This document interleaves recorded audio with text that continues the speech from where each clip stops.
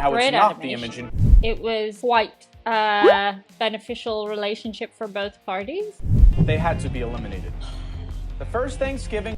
So today I'm going to be checking out a video that is supposed to explain what really happened at the first Thanksgiving. It is coming at us from a channel called Uncivil History, and this is the first time I have ever checked out this channel, and I'm excited to do so. One of the reasons I freaking love Thanksgiving is how enthusiastic American people are about it, but I do appreciate there is a dark history there, so excited to see today. I do love Thanksgiving. I've even been in America and tried to make my own Thanksgiving dinner as a non-cook. It had mixed results. Before I get into the video, do be sure to like, share, comment, and subscribe. Otherwise, the next time you put out your laundry, it's gonna rain because winter kicked in. That just happened to me. Like, share, comment, subscribe. Be sure to check out Patreon and also channel membership if you want more of me and the Choose to Fur. He's on the floor. You can join for the price of a cup of coffee. Actually, less than a cup of coffee, like a big pen. The first Thanksgiving. American schools generally teach a conventional story about the meeting of pilgrims and Indians that finished with an amazing dinner. The end. But there's more to the tale. This video will explain the events around the first Thanksgiving and how it's not the image ingrained in tradition. At the start of the 17th century, southern New England was home to a variety of busy communities within several confederations. These were the people of the first light, and they called their home the Dawnland. Political leaders were known as sachems and had been trading with Europeans for over 100 years before the Pilgrims. Relations soured only after deceitful Europeans kidnapped locals to sell as slaves.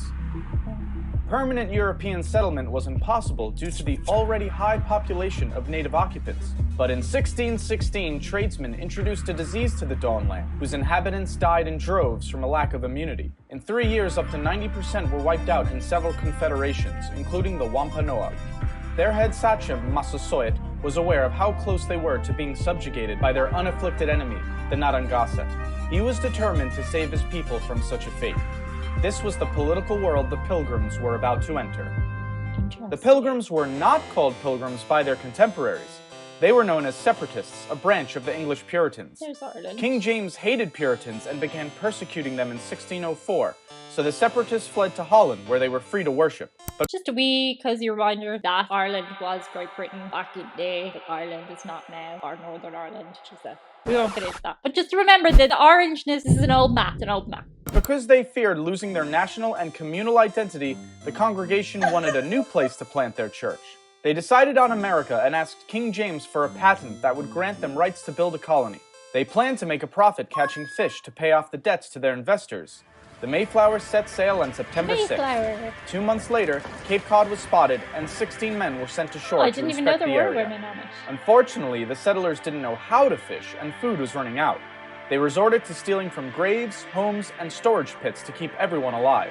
Then came their first hostile encounter with natives, but no one was killed. On December 12th, they reached New Plymouth. They did not land on any specific rock, but folklore insists they did. Construction began in January. By winter's end, 44 settlers would be dead from bad conditions. In March, they were surprised when a man named Samoset walked into New Plymouth, greeting them in English. He told them they were building on top of a village called Patuxet, whose residents had all died from the recent epidemic. It belonged to the Wampanoag, and their chief, Massasoit, was watching them. The settlers were eager to trade, so 5 days later, Samoset returned with furs and companions, including Tisquantum. Known famously as Squanto, he had come to tell them in perfect English that Massasoit had arrived.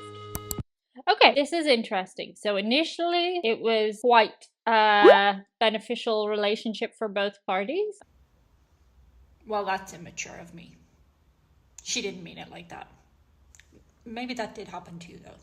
And the native inhabitants had already learned English, which is like amazing. After years of dealing with Englishmen, the sachem did not trust the newcomers. Edward Winslow was sent to be a hostage and declared the settlers' peaceful intentions. Satisfied, Massasoit walked into New Plymouth and was regally greeted by the governor. A peace treaty was created, ensuring mutual protection if attacked by enemies. With the help of Squanto, New Plymouth settlers began to fare better. He taught them how to grow crops and was absolutely vital as an interpreter. To the Separatists, he was a gift from God. But in fact, Squanto had been kidnapped from Patuxet in 1614 and shipped to Spain to be sold into slavery. Oh. He ended up in London at the home of a merchant who taught him English and arranged for Squanto's return to the Dawnland in 1619. But Patuxet was now gone, wiped away by the epidemic. Massasoit took him in with suspicion because of his years abroad, but needed a translator to parley with the newcomers. He eventually sent his warrior Hobamok to live among the settlers and keep an eye on Squanto. By fall, the settlers had a bountiful harvest and a feast was held to celebrate. Massasoit showed up with 90 warriors and 5 deer for the meal. For 3 days, the English and Wampanoag ate and entertained one another. This was the famous first Thanksgiving children learn about in school. However, the word Thanksgiving would not have been used by these settlers to denote a harvest feast. For Puritans, a day of Thanksgiving was a day of fasting while giving thanks to God in prayer. But the story of Pilgrims and Indians does not end here. During New Plymouth's first year, Squanto had been up to something. Oh no, it's Realizing his substantial power as the only English speaker of his people, he conceived a plan to overthrow Massasoit. He persuaded locals he could command the English to make war or peace at his will. Hobamok was suspicious of Squanto and warned Governor Bradford. Soon enough, they discovered Squanto's plot and informed Massasoit, who was furious. He demanded Squanto be handed over for a swift execution. Bradford refused. The interpreter was too valuable to give up. But according to the treaty, Squanto's life belonged in the hands of his sachem. Bradford finally conceded. He was about to hand over Squanto when an unidentified ship appeared. The alarm it caused delayed Bradford and worried Massasoit's envoys. Angered and impatient, they left. The ship carried 60 Englishmen planning to build a colony near Boston. They abused the Massachusetts locals, initiating a conspiracy to kill the colonists. Warned about the plot, New Plymouth's leaders launched a preemptive strike to save their impudent countrymen. It bought peace for a time. In that time, more Puritan settlers arrived, soon outnumbering the natives. And while the Pilgrims' Treaty with Massasoit lasted until the sachem's death, other Puritans were not concerned with such alliances. Their fanatic religious principles ensured no peace between the two cultures could last. To Puritans, Native Americans were the other, wild, savage, godless.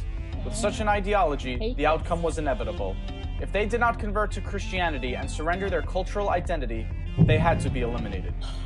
The first Thanksgiving was a brief moment of harmony between two worlds, but sadly it was short-lived.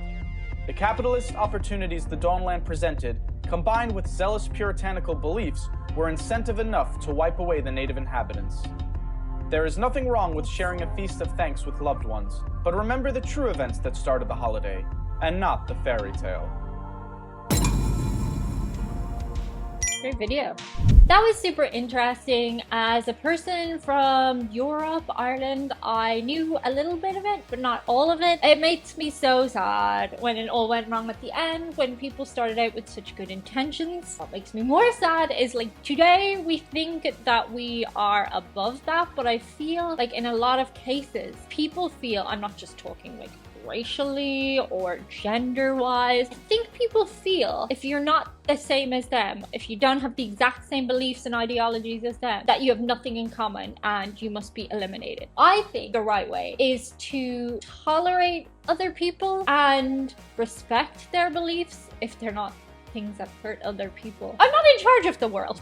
I don't get to choose. But it does make me sad that like in a lot of ways we just haven't moved on from intolerance. And on that cheery note, thank you so much for watching. That's it for today. See you guys on the other side. Bye. That's wonky. I have a top of my head too. Let's try and get that in. It's jumper weather. If you hadn't noticed, we're into jumpers. This one goes all the way over my head. Chewy has lots of jumpers, but he does not like wearing them. Nope. You do the video. You're too short to do the video.